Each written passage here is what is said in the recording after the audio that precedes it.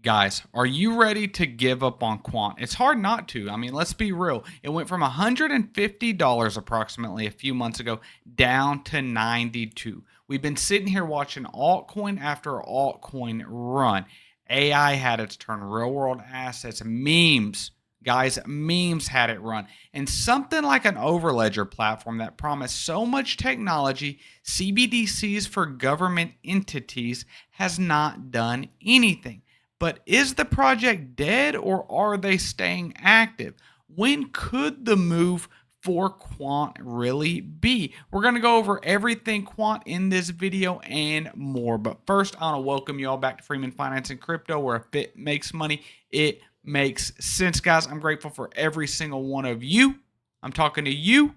But if you are not subscribed, please pause the video, hit subscribe, hit that bell notification, and let's get into the video. So guys, Quant, they say the foundation of blockchain economy, right? I don't know if you all were around from my old Quant videos, but it is like a dead puppy right now, guys. So let's go back a few months.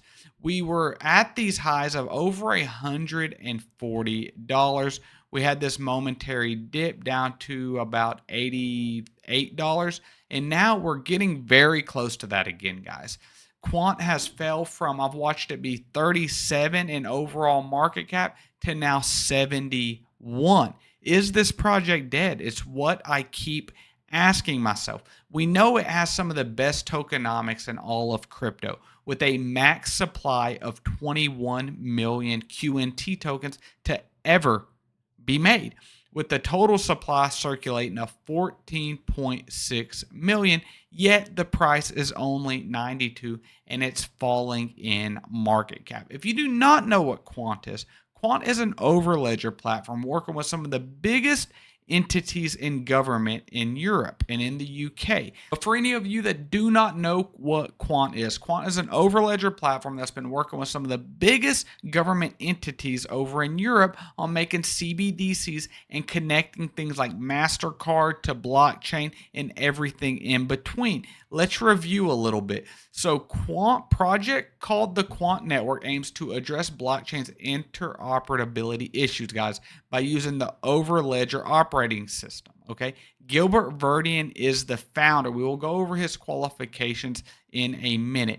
But the Quant Network works by solving the interoperability via Overledger by having a gateway that supports several distributive ledgers. Okay, the Overledger operating system allows programmers to develop dApps that support widely used blockchain. So this is an ERC20 token, but can easily be leveraged to different entities. And the QNT token is meant to be paid for the service fees for the Quant Overledger platform.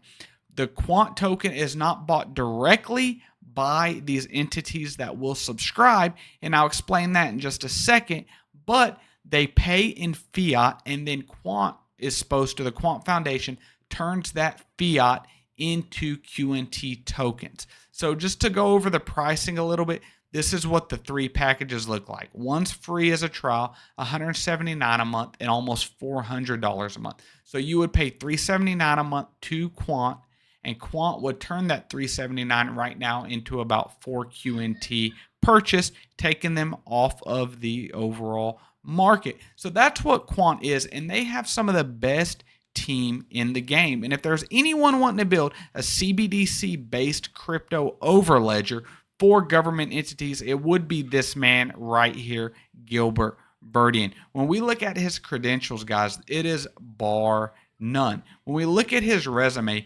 CEO and founder of Quant for the last 6 years. He was Chief Information Security Officer at a MasterCard company.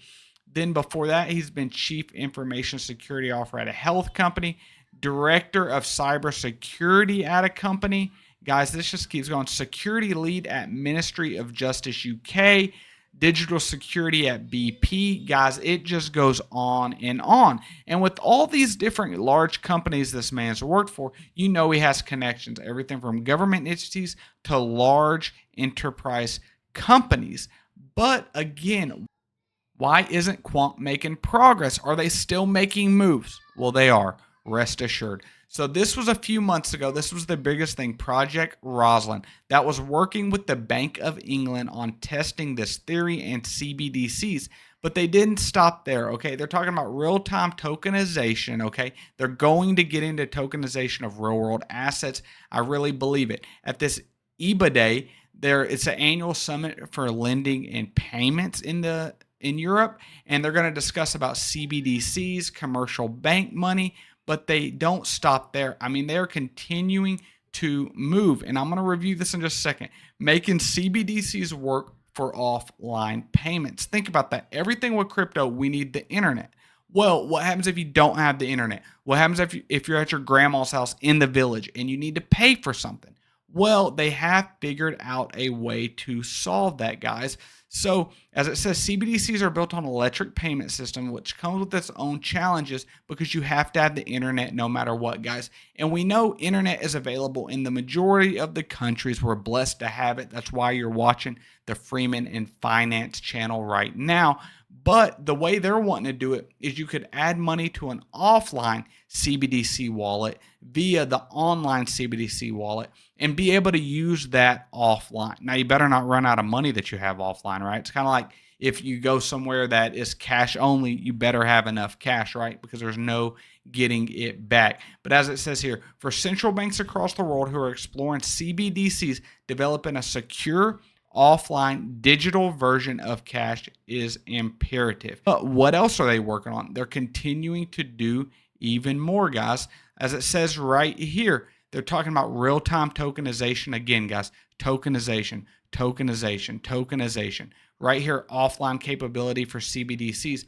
But the UK Finance announces new regulated liability network experimental phase. This is being done by Quant. These are big government entities partnering with Quant. And the whole goal of this is for payment upon delivery for a physical product aimed at reducing fraud in online marketplaces. Okay, that's a real world asset. Payment for a real world asset. The process of buying a home, real world asset. Improving customer transparency and mitigating fraud, and a digital bond settlement to connect digital customer money to digital assets, guys. This is real world assets. This is on-chain assets. They're wanting to connect everything, which think about a road in your hometown or a road in the city you're from. When you're sitting there at construction, honking at the people in front of you, and you say, guys, I know they've been building this road for 10 years and there's no progress made. One answer, government. All of this is going to take time. Quant is a slow roll that we may not see actually pay large dividends till 2030 or beyond. But with a team like Gilbert Verdian, they are moving along, guys. They are constantly making announcements. They were at FinTech talking about FinTech, guys, right here. Our founder and CEO, Gilbert Verdian, appeared on FinTech Futures, What is FinTech podcast to share his insights on the evolution of blockchain. So they're not stopping, and they have partners with absolutely everyone. Barclays, their partner with BP, all these large government entities. Quant is with the biggest names in the industry when it comes to this. Right here, let's get into this article. Together with Inside R3, we have been selected to produce the technology prototype for experimental phases of UK's. Okay, Quant and R3 selected as technology providers, guys. The UK RLN is as common platform for innovation across multiple forms of money, including existing commercialized bank deposits and shared ledger for tokenization of commercialized bank deposits. This is real world assets, but it's going to take time, guys. This is government entities. So, do we sell Quant? As always, none of this is financial advice, guys. I'm just a guy that's a degen that loves finance, but that is why we get a little impatient, guys. And so if you are wanting to make a 10, 15x, this might not be the bull run. But caveat, if you do not get into Quant, there may be the risk of this being a $1 trillion project one day with a max supply of 21 million, with a lot of them being bought up by government entities and large companies to pay for the fees for the Overledger platform. So it's a big risk reward. There's a lot of delayed gratification needed with the purchase and holding of Quant. But guys, always do what you think's best for you. But let me know, what do you think about Quant? Have you lost conviction? Are you looking to sell? Or do you think this price at sub $93 is a good time to buy, especially when we're coming right back to the bottom that we hit in April? But guys, watch one of these two videos up above. And if you haven't, subscribe and join the Freeman and Finance family. Thank you all.